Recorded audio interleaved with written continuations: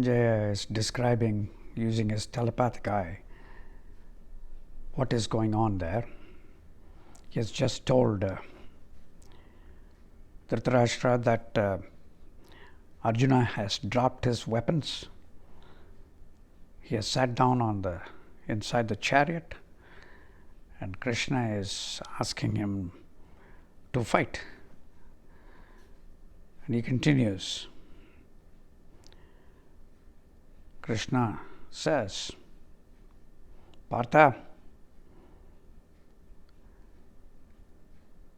don't be weak. Let go of this feebleness.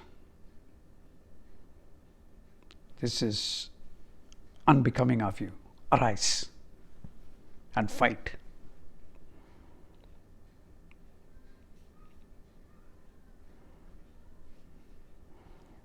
Klaibyam ma sma gamacha, he says.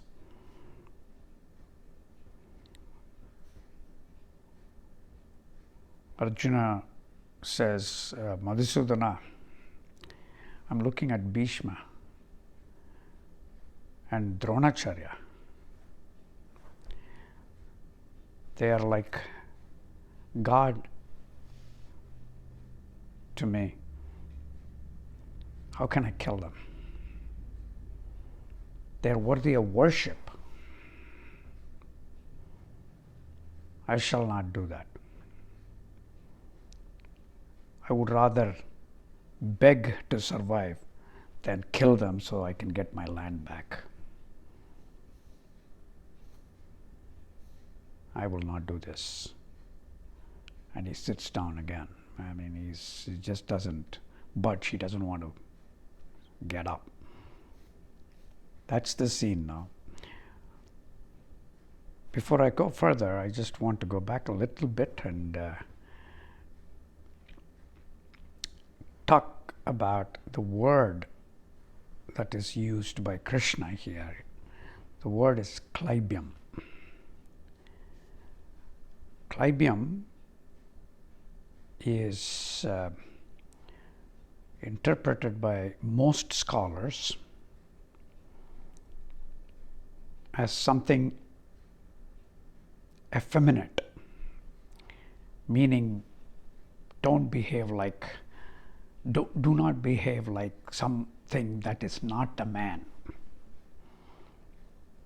I felt it should at most be interpreted as emasculate, meaning weak, but not as other scholars have interpreted it. Whenever we read scriptures, that difficulty arises how to interpret what did God mean when he said what he said.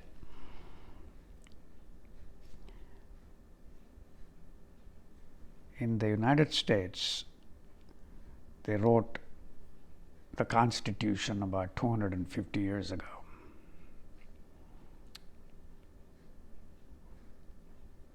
And that